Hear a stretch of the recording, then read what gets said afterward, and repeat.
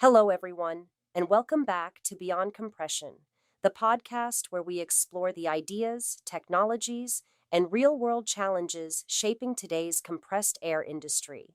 Each episode brings you conversations with engineers, product experts, and industry professionals focused on improving reliability, efficiency, and performance across compressed air systems.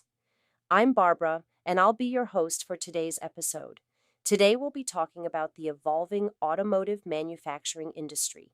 Plants are becoming more automated, production demands continue to increase, and manufacturers are under constant pressure to improve efficiency while maintaining product quality and uptime.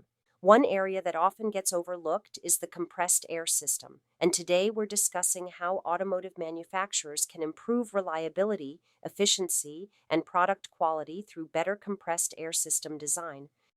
And joining me today is Mallory, one of our application engineers here at FS-Elliott. Mallory, thanks for being here today.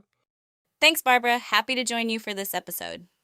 This is a great topic because compressed air impacts almost every area of an automotive facility, yet it's often viewed simply as a utility rather than a production critical system. Let's start there. So, why is compressed air so important in automotive manufacturing? Compressed air is often called the fourth utility because so many manufacturing processes depend on it. In automotive plants, compressed air supports areas such as robotic assembly systems, pneumatic tools, paint booths, finishing operations, and leak testing. It also delivers air for material handling, instrumentation and controls, automated conveyors, and EV battery manufacturing processes. When compressed air isn't available, production can slow down or stop entirely. In highly automated facilities, compressed air reliability is directly tied to production throughput, equipment availability, and product quality. So, we're talking about something that impacts far more than just the compressor room. That's correct. Compressed air really affects the entire operation.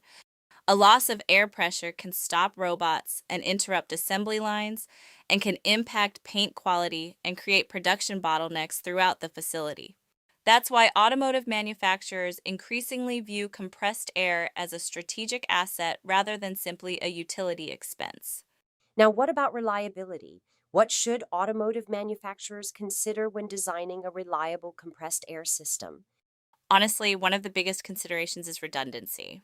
A common mistake is relying too heavily on a single compressor or having very little backup capacity. And every facility needs to plan for maintenance events, unexpected equipment issues, and future production demands. That means evaluating their backup compressor capacity, their current multiple compressor configurations, elimination of single points of failure, and long-term maintenance planning.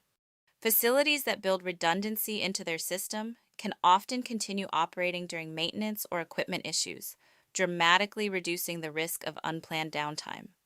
And with redundancy, that's where control panels become important too, right? Absolutely. Having multiple compressors is only part of the equation. The system also needs to manage those compressors efficiently.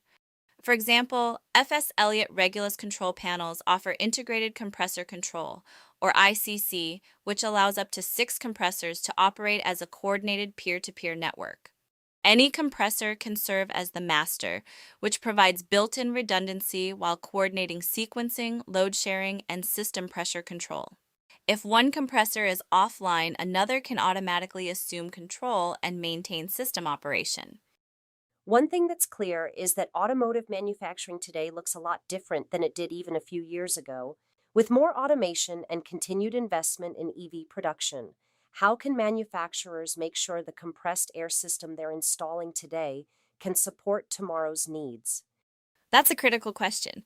Many facilities size their compressed air system based only on current demand. The problem is that automotive plants rarely stay static. You might add new production lines or additional robotics, for example, to increase automation and expand their plant capacity. All of those can increase compressed air demand. If future growth isn't considered during the design phase, facilities often end up facing expensive upgrades or capacity limitations later. So it sounds like it's definitely a lot more than just looking at today's requirements. Exactly. Manufacturers should evaluate where the facility may be 5, 10, or even 15 years from now. That includes future airflow requirements, pressure requirements, utility infrastructure, and production changes. Planning ahead can significantly reduce future costs and unexpected disruptions.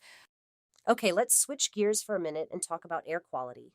When people think about clean, compressed air, industries like food and beverage or pharmaceuticals usually come to mind first. But clean air is also incredibly important in automotive manufacturing. Can you explain why air quality should be considered? Because compressed air often comes into contact with critical production processes. One of the best examples is automotive paint operations. Even very small amounts of contamination can contribute to surface defects, adhesion issues, and fisheyes, and can even lead to rework and reduce product yield. The same concerns exist in EV battery manufacturing and other contamination sensitive processes. So that's where oil free air becomes important.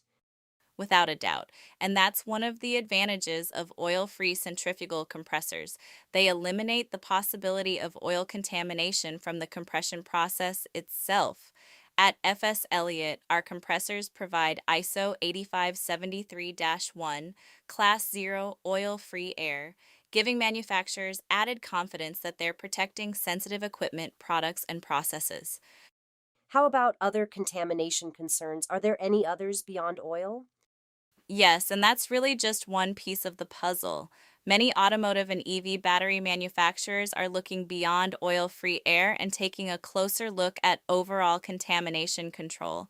Depending on the application, they may require silicone free or PTFE free components, or place restrictions on materials like copper, zinc, and lead.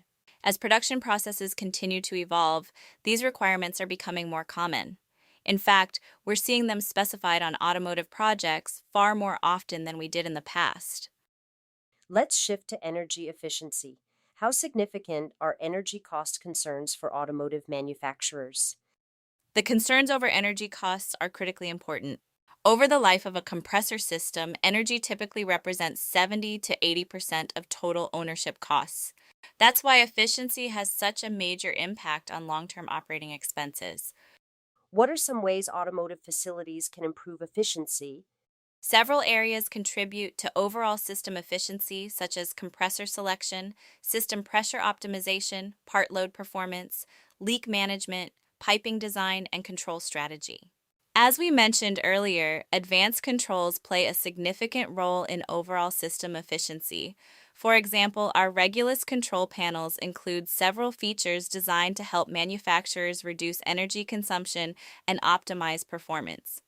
Pressure band optimization, or PBO, helps minimize unnecessary system pressure. Energy Advisor provides visibility into operating trends and performance data. Ambient compensation control, or ACC, automatically adjusts operation based on inlet air temperature conditions. Together, these features help facilities reduce energy consumption while maintaining air supply for production. So, efficiency isn't just about the compressor itself. That's right, the most successful facilities look at the entire compressed air system. That's where the biggest opportunities for long term savings usually exist. What are some of the most common mistakes you see when plants evaluate compressed air systems? A few stand out, such as undersizing their system and failing to plan for future growth, focusing only on initial purchase price, ignoring redundancy requirements and neglecting controls, and monitoring are other mistakes along with overlooking piping design. Interestingly, some of these factors can have a greater impact on long term performance and lifecycle costs than the compressor itself. Thanks, Mallory. Now, is there a customer project that comes to mind that ties some of this together? Yeah, I have one from a facility just a few hours south of our headquarters, and it involved a North Carolina manufacturer of automotive components. The facility was operating 5 oil flooded rotary screw compressors and was facing two major challenges. First, rising energy costs were impacting operating expenses. Second, the compressors simply couldn't keep up with growing production demand.